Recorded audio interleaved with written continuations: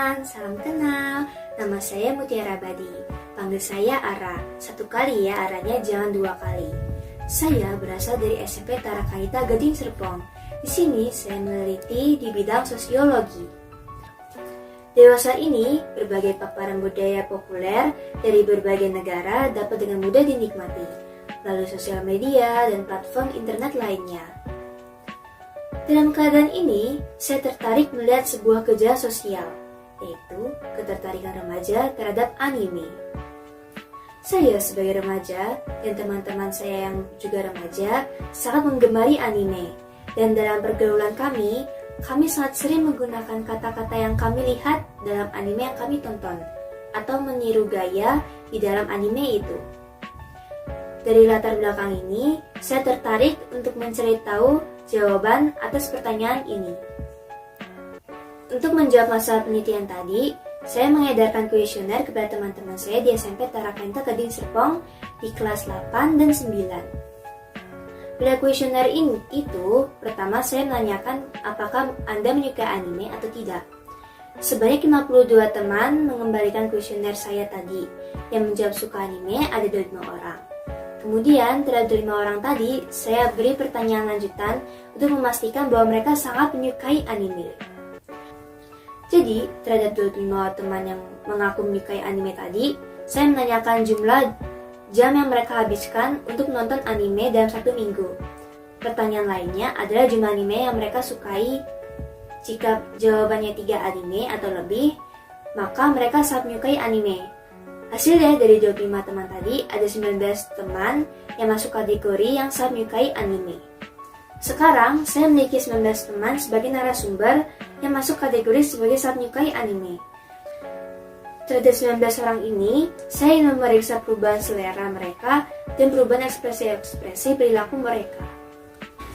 3 kriteria yang ingin ditanya adalah tentang minat, selera, dan tentang ekspresi perilaku. Tentang minat, saya menanyakan pertanyaan seperti apakah narasumber menyukai budaya Jepang, apakah narasumber ingin tinggal di Jepang, dan apakah narasumber suka budaya Indonesia atau tidak. Untuk selera, saya menanyakan pertanyaan terkait makanan. Tentang makanan, saya memberikan pilihan kepada 19 teman saya tadi. Pertama, antara mie ayam dan ramen. Kedua, antara onde-onde dan damu. Ketiga, antara lemper dan sushi. Kemudian, kita menuju seni rupa. Pertama, antara batik, Madura, dan Hanafuda. Kedua, antara wayang kulit dan bunraku. Ketiga, antara kebaya dan kimono. Untuk kategori selera yang terakhir adalah lagu. Saya memutar lagu tradisional dan lagu populer dari Indonesia dan dari Jepang. Untuk lagu modern Indonesia, saya putarkan lagu ini. Untuk lagu Jepang, saya putarkan lagu ini. Untuk lagu tradisional Indonesia, saya memutar lagu ini. Dan lagu tradisional Jepang ini. Nah, teman-teman, untuk bagian selera ini, 19 narasumber saya tadi diperbolehkan untuk memilih salah satu, atau memilih keduanya, atau tidak memilih keduanya. Kalau mereka memilih selera Jepang saja, artinya pengaruh personal I mereka kuat, yaitu selera mereka ketika dalam kebebasan. Kalau mereka memilih selera Indonesia saja, artinya pengaruh personal me mereka kuat, yaitu selera mereka ketika dalam pengaruh lingkungan sosial Indonesia. Kalau mereka memilih keduanya sekaligus, artinya mereka sebagai remaja mengakui memiliki kesukaan selera tertentu yang bebas, tapi juga masih menghargai selera jati diri mereka Indonesia. Sekarang masuk pertanyaan perilaku. Saya ingin mengetahui seberapa jauh paparan anime ke perubahan perilaku para narasumber. Saya meminta mereka mengucapkan terima kasih. Menariknya, hanya 2 teman saya yang menggunakan kata arigato. Kemudian, saya meminta mereka memeragakan cara memanggil orang dekat. Di sini juga hanya 2 teman yang menggunakan panggilan kun atau chan ditambahkan ke nama teman dekatnya. Terakhir, saya meminta para narasumber untuk berpose swafoto. Menariknya di sini, hampir semua berpose seperti pose-pose anime, antara pose 2 jari seperti ini atau pose wajah datar. Hai, sekian penjelasan saya, semoga menyenangkan. Terima kasih, arigato, sayonara. Halo semuanya, selamat datang pada presentasi saya. Perkenalkan, saya Dwi Chandra dan saya selaku peneliti akan meneliti dalam bidang computer science. Penelitian saya kali ini akan membahas tentang Dual Hyper Engine in One System atau singkatannya DHIOS yang merupakan fitur untuk menunjang performa sistem PC. Mari kita mulai. Mari kita bahas dari latar belakangnya terlebih dahulu. Akhir-akhir ini kami melihat bahwa perkembangan hardware sistem PC berkembang cukup pesat dan ini disebabkan karena proses manufaktur yang semakin baik dan juga karena persaingan antar brand yang mulai bersaing dalam kualitas hardware dan juga bersaing secara harga. Akhirnya produk mereka mulai menarik lebih banyak kalangan dan ya produk mereka laris. Namun karena pandemi COVID-19 menyebabkan terjadinya kelangkaan pada hardware tersebut dan menyebabkan naiknya harga karena permintaan yang sudah banyak namun terjadi kelangkaan. Selain karena masalah ini, ada beberapa faktor-faktor lain dan masalah-masalah lain yang ingin kami selesaikan dengan fitur DHIOS ini. Ini adalah meminimalisir masalah bottleneck, mengoptimalkan fitur OpenCL, memaksimalkan fitur GPU, meningkatkan standar performa pada sistem PC. Apa itu DHIOS? DHIOS merupakan sebuah software fitur untuk meningkatkan performa sistem PC secara keseluruhan. DHIOS juga dirancang untuk ramah dengan orang awam dan mudah dipahami, serta dirancang untuk lintas platform dan gratis untuk digunakan. DHIOS dirancang untuk bekerja dengan AI agar bekerja secara efisien dan optimal, namun dia juga dirancang agar mampu dikendalikan secara manual oleh penggunanya. Fitur ini kami harapkan dapat mengubah standar performa pada sistem PC. Terdapat beberapa fitur-fitur utama dalam DHIOS dan kami akan membahasnya setelah ini. Fitur pertama terdapat DHIOS Teamwork, di mana fitur ini akan memanfaatkan algoritma OpenCL untuk menjembatani komunikasi antara GPU dan CPU. Komunikasi ini akan membuat GPU dan CPU dapat berbagi beban kerja dan sesuai keadaan dan kebutuhan masing-masing hardware. Fitur ini juga didukung dengan AI dan Deep Learning agar semakin optimal, efisien, dan tepat sasaran, dan akan meningkatkan performa tanpa merusak stabilitas sistem PC. Fitur ini kami uji dengan pengujian Power Director 18 Essential for Windows, dan di sini hasilnya juga dengan mengaktifkan OpenCL kita dapat lihat peningkatan yang cukup baik. Dan ada fitur DHIOS Responsiveness Boost, di mana fitur ini diciptakan untuk mengatasi masalah kurang responsif pada sistem PC, dan fitur ini memanfaatkan AI Artificial Intelligence dan Deep Learning yang dimana membuat caching dari fitur ini semakin optimal. Bahkan dalam fitur ini caching juga akan terjadi pada RAM apabila dibutuhkan, dan juga terdapat fitur App Priority dalam DHIOS Tuning Utility agar aplikasi atau file dapat pasti masuk dalam cache. Dan fitur ini kami uji dengan aplikasi Aiden 4 Extreme Disk Benchmark dan GPGPU Benchmark, dan hasilnya adalah sebagai berikut, di mana terlihat sekali bahwa kecepatan sebuah hard disk itu tertinggal 2,37 kali lebih lambat daripada cache-nya atau buffernya, dan RAM dari 357,38 kali lebih cepat daripada cache pada hard disk. Kemudian ada fitur Create a Shareable Profile, di mana fitur ini akan digunakan untuk berbagi pengaturan dalam DHIOS Tuning Utility, dibuat agar orang yang awam dapat dibantu oleh orang yang paham teknologi tanpa harus bertemu secara langsung. Dan Anda juga dapat mengunduh file profile Anda agar dapat disimpan maupun dibagikan. Terima kasih. Selamat pagi Semuanya, perkenalkan saya Jacqueline Sensia Lasaru dari SMP Tarakanita Gading Serpong. Dalam kesempatan kali ini, saya akan menjelaskan penelitian saya yang berjudul Self-Assessment Pola Pembagian Waktu Belajar dan Bermain Siswa Kelas 8 SMP Tarakanita Gading Serpong. Akhir-akhir ini, banyak siswa yang merasa kesulitan dalam membagi waktu antara belajar dan bermain game. Umumnya, para siswa cenderung lebih memilih untuk bermain game dibanding belajar. Pembagian waktu yang tidak merata ini membuat siswa-siswi kesulitan dalam menghadapi tagihan tugas dan ulangan sehingga hasil yang diperoleh kurang memuaskan.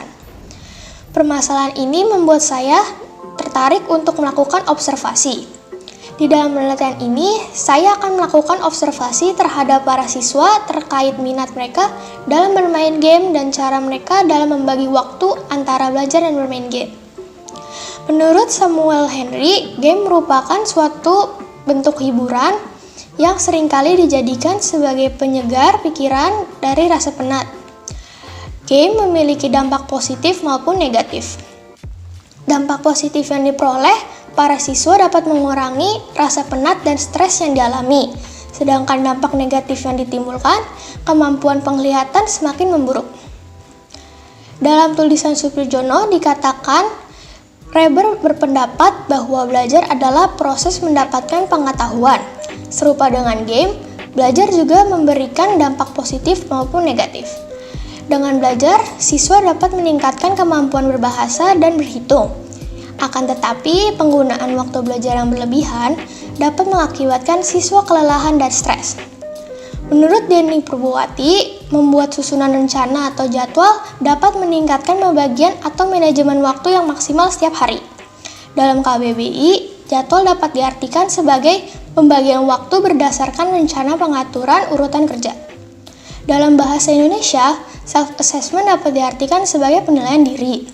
Pada tahun 2012, Unandar berpendapat bahwa penilaian diri adalah suatu teknik penilaian dengan cara meminta peserta didik untuk mengemukakan kelebihan dan kekurangan dirinya dalam konteks kompetisi sikap baik secara spiritual maupun sosial. Dalam penelitian ini, metode pengumpulan data yang saya gunakan adalah survei kuesioner yang berupa data kuantitatif. Berdasarkan data pertama diperoleh bahwa 32 dari 37 siswa tertarik dan suka bermain game. Sedangkan pada data kedua, diperoleh bahwa 9 dari 37 anak masih belum bisa membagi waktu antara belajar dan bermain game secara efektif. Sebagian besar siswa berharap agar mereka dapat lebih disiplin dan bertanggung jawab dalam membagi waktu. Hal ini dapat dilakukan dengan membuat jadwal yang berstruktur dan disiplin. Berdasarkan data yang didapat untuk penelitian ini, membuat jadwal dengan terstruktur dan disiplin menggunakan cara yang baik untuk membagi waktu antara belajar dan bermain game. Sekian presentasi saya, atas perhatian dan waktunya saya ucapkan terima kasih. Halo semuanya, perkenalkan nama saya Briana Linardo, saya siswi dari SMP Tarakanita Gading Serpong. Pada penelitian kali ini saya membawa judul Pemanfaatan Modifikasi Game Fruit untuk Menumbuhkan Minat Belajar Teorema Pythagoras. Untuk latar belakangnya saya ada 3. Yang pertama, banyak anak yang enggan berlatih matematika. Yang kedua, pembelajaran matematika yang masih dianggap membosankan.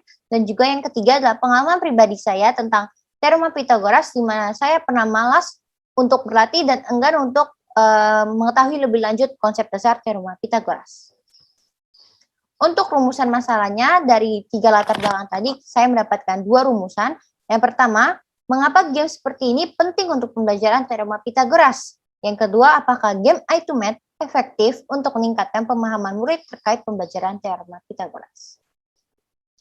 Untuk metodologi penelitiannya ada 3. Pertama, desain alat eksperimen, ya dilewati lagi 2 langkah, yaitu pembuatan game dan juga uji coba game. Untuk pembuatan game, saya memakai Game Fruit sebagai platform pembuatan game 2D-nya, dan juga uji coba game melalui 3 tahapan. Yang pertama, saya sendiri, yang kedua, guru yang terkait, dan juga yang ketiga adalah teman-teman kelas 8E dan F SMP Tarakanita Gading Serpong. Untuk variabel penelitiannya, saya mengambil minat belajar teorema Pythagoras, dan juga untuk analisa hasil eksperimen, saya mengambil data secara kualitatif dengan teknik survei. Untuk studi pustakanya ada 3 juga. Yang pertama adalah teorema Pythagoras sendiri, yang merupakan teorema yang berlaku khusus pada segitiga siku-siku, di mana rumusnya adalah A kuadrat sama dengan B kuadrat tambah C kuadrat. Gamefruit sendiri adalah platform berbasis code online untuk membuat game 2D. Minat adalah rasa suka dan juga rasa ketertarikan pada suatu hal atau aktivitas tanpa ada pemaksaan. Teman-teman bisa langsung loh coba gamenya yang telah saya buat dengan klik link di description box. Game ini hanya bisa diakses melalui PC dan juga laptop. Hasil penelitiannya akan ada 3 hasil. Yang pertama adalah game iToMate itu sendiri, yang kedua adalah hasil uji coba gamenya, dan juga hasil survei. Yang pertama, hasil game iToMate. Di bagian ini saya akan memberikan beberapa tampilan dari game iToMate itu sendiri. Yang seperti teman-teman lihat sekarang, inilah tampilan awal game. Selamat datang di iToMate. Ini adalah tentang kami, di sebelah kiri ada tentang game iToMate-nya sendiri secara singkat, dan juga di sebelahnya lagi ada tentang kreator, yaitu saya sendiri secara singkat juga. Selanjutnya adalah tampilan permulaan game, di mana yang jika teman-teman klik tombol mulai akan keluar tampilan awal game dengan diberikan 3 live bar untuk setiap ronde game. Ini adalah salah satu dari beberapa tampilan pertanyaan yang ada di iToMate. Jika teman-teman mengklik tokoh lawan yang berpakaian baju merah, itu akan mengeluarkan soal. Tiap lawan akan memberikan tingkat kesulitan soal yang berbeda-beda. Ini adalah tampilan akhir game. Jika teman-teman menang, teman-teman akan mendapatkan berlian. Jika teman-teman kalah, akan mendapatkan bom. Hasil penelitiannya untuk uji coba gamenya sudah lewati tahapan uji coba oleh teman-teman kelas 8E dan F SMP Tarakanita Gading Serpong, yang pada saat itu mereka belum mendapatkan materi teorema Pythagoras. Untuk hasil survei gamenya, saya lakukan di Google Form dan diberikan kepada teman-teman 8E dan F. Untuk pertanyaannya, yang pertama adalah bagaimana tampilan dari game yang dimainkan? 70% mengatakan menarik, biasa saja 20%, dan juga kurang menarik 2%. Untuk apakah games ini membantu dalam menemukan ilmu baru? Ya 62%, tidak 6%, sedikit 32%. Apakah semakin meningkatkan pemahaman tentang materi teorema Pythagoras? Ya 22%, tidak 12%, sedikit 66%. Kesimpulannya, game iToMate ini berhasil untuk membantu para murid memahami konsep dasar teorema Pythagoras. Walaupun mereka belum mendapatkan materi teorema Pythagoras itu sendiri, mereka setidaknya sudah tahu apa itu konsep dasar teorema Pythagoras. Sekian video presentasi penelitian saya pada kali ini. Saya harap teman-teman menyukainya, dan saya mohon maaf jika ada kesalahan kata. Saran dan masukan akan saya tunggu dan akan sangat-sangat membantu saya untuk pengembangan game ini. Sekian dan terima kasih.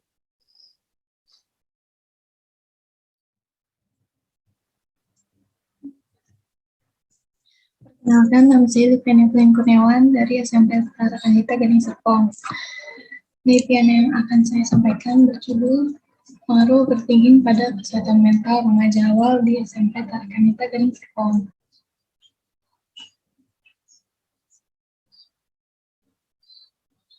Apa itu overthinking? Overthinking dapat diartikan sebagai terlalu banyak berpikir. Mengapa remaja seringkali mengalami overthinking? Remaja seringkali mengalami overthinking karena masalah pertemanan, sekolah, dan juga diri sendiri. Apa overthinking berpengaruh terhadap kesehatan mental remaja?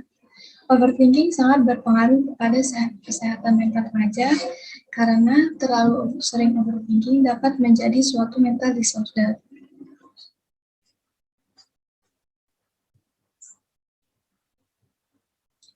Menurut Wirdatul Anisa, psikolog asal Universitas Gadjah Mada, overthinking adalah menggunakan terlalu banyak waktu untuk memikirkan suatu hal dengan cara yang merugikan serta dapat berupa ruminasi dan kekhawatiran. Seringkali remaja mengalami overthinking karena masalah pertemanan, sekolah, dan diri sendiri. Merasa kurang percaya diri atau selalu meragukan diri sendiri juga termasuk faktor penyebab overthinking. Seperti yang ditulis oleh Zanella Divani Angelica, seorang mahasiswa psikologi Universitas Brawijaya dalam tulisannya yang berjudul Stop Overthinking Demi Mental dan Fisik Remaja yang Lebih Sehat. Artikel dari 1% menuliskan, overthinking terlalu sering bisa dapat sangat mengganggu aktivitas sehari-hari karena overthinking membuat menurunnya produktivitasan kita merasa lelah untuk memulai hari yang baru. Overthinking dapat membuat kita menjadi tidak fokus, kurang tidur, kelelahan, sering menyalahkan diri sendiri ketika salah membuat keputusan, sering cemas, dan lain-lain.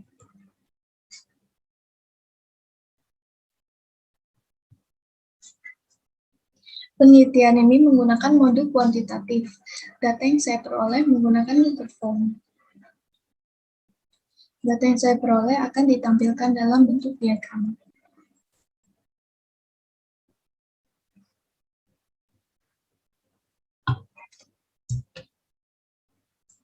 Terlihat dari diagram nomor 1, ada 87,9% responden yang pernah mengalami overthinking. Dalam diagram nomor 2, sebagian besar responden mengalami overthinking karena hal-hal yang berkaitan tentang sekolah.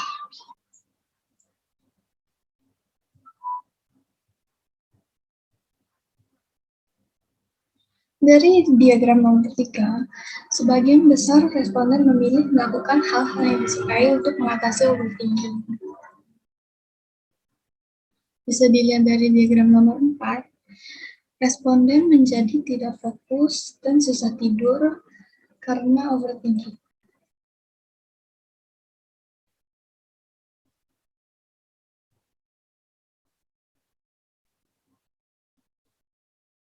Dampak positif yang responden alami saat mengalami overthinking adalah responden dapat melihat jalan keluar dari masalah tersebut dan dapat mengevaluasi diri.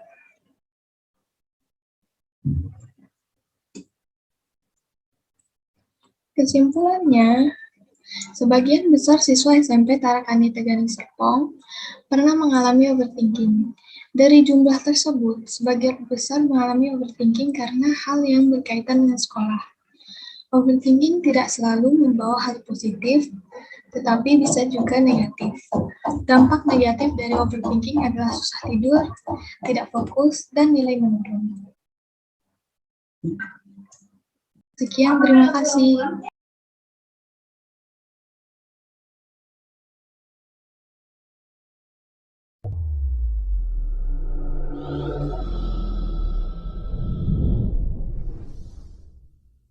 Halo teman-teman, nama saya Stefan Vipes Wisli dan ini rekan saya Yosafat Evan Yuri Dwi Nugroho. Kami dari SMP Tarakanita Gading Serpong kelas 8. Kami akan mempresentasikan penelitian kami yang berjudul Tanggapan Siswa SMP Tarakanita Gading Serpong terhadap aplikasi Genzo dalam visualisasi melukis garis singgung persekutuan dua lingkaran. Siswa SMP Tarakanita Gading Serpong mengalami kesulitan belajar matematika dalam bidang geometri, apalagi pada masa pandemi. Generasi milenial diharapkan paham terhadap teknologi pembelajaran di era digitalisasi. Aplikasi Genzo memiliki fitur lengkap yaitu jangka berukuran dan serakan atau curve yang tidak memerlukan penggaris. Aplikasi Genzo terdapat pada YouTube adalah garis istimewa pada segitiga. Tutorial cara melukis garis singgung ada masih menggunakan penggaris. Tujuan dari penelitian ini adalah untuk mengembangkan teknologi aplikasi Genzo dalam melukis garis singgung persekutuan dua lingkaran. Manfaat dari penelitian ini adalah aplikasi Genzo dapat mempermudah siswa dalam memahami dan mempraktekkan melukis garis singgung persekutuan dua lingkaran. Perumusan masalah. 8 siswa SMP Tarakanita Gading Serpong terhadap visualisasi dalam melukis garis singgung persekutuan dua lingkaran dengan aplikasi Genzo. Apakah aplikasi Genzo dapat membantu dan memudahkan siswa dalam memvisualisasi dan mempraktikkan melukis garis singgung persekutuan dua lingkaran? Studi pustaka. Garis singgung persekutuan adalah garis yang menyinggung dua buah lingkaran sekaligus. Garis singgung persekutuan ada dua jenis, yaitu garis singgung persekutuan dalam dan garis singgung persekutuan luar. Garis singgung persekutuan dalam adalah panjang ruas garis yang dibentuk oleh titik-titik singgung lingkaran dengan garis singgung persekutuan dalam. Garis singgung persekutuan luar adalah garis yang tegak lurus dengan dua buah lingkaran sekaligus di bagian luar kedua lingkaran di mana kedua lingkaran berada pada sebuah garis yang sama. GeoEnzo menurut penciptanya Groeneveld ACJ adalah seperti papan tulis kecil berbasis digital untuk memudahkan murid dalam belajar. Dengan fitur-fitur yang lengkap yaitu jangka berukuran, straight line, curve, kalkulator, diagram, bangun datar, dan bangun ruang. Metodologi penelitian. Langkah-langkah dalam penelitian ini adalah yang pertama, pembuatan video tutorial melukis garis singgung dua lingkaran dengan aplikasi GeoEnzo. Kedua, pengunggahan video ke YouTube. Ketiga, pengambilan sampel 55 siswa SMP Tarakanita Gading Serpong untuk menyimak video yang terunggah. Keempat, pengumpulan data menggunakan angket Google Form. Kelima, pengolahan data yaitu kelebihan aplikasi GeoEnzo dan hasil angket. Dan yang terakhir, penarikan kesimpulan. Variabel dalam penelitian ini adalah garis singgung persekutuan dua lingkaran yang dibagi dua, yaitu garis singgung persekutuan dalam dan garis singgung persekutuan luar. Cara menganalisa data hasil angket adalah dengan menggunakan diagram lingkaran dari data yang diperoleh. Hasil dan pembahasan. Kelebihan dari aplikasi GeoEnzo adalah memiliki jangka yang berukuran dan dapat membuat garis lurus tanpa memerlukan penggaris dengan cara menahan klik dari suatu titik ke titik lain yang diinginkan. Tanggapan siswa SMP kami, Tarakanita Gading Serpong, terhadap aplikasi GeoEnzo dalam melukis garis singgung persekutuan dua lingkaran adalah sebagai berikut. Berdasarkan diagram ini, tanggapan siswa SMP kami dalam melukis garis singgung persekutuan dua lingkaran dengan aplikasi GeoEnzo yaitu mudah 67,3%, sangat mudah 16,4%, dan tidak mudah 16,4%. Dengan kata lain, siswa menanggapi mudah sebanyak 83,7%. Lalu berdasarkan diagram ini, tanggapan siswa SMP kami terhadap fitur-fitur pada aplikasi GeoEnzo untuk melukis garis singgung persekutuan dua lingkaran yaitu lengkap 56,4% dan sangat lengkap 43,6%. Dengan kata lain, 100% siswa menanggapi bahwa fitur-fitur pada aplikasi GeoEnzo lengkap.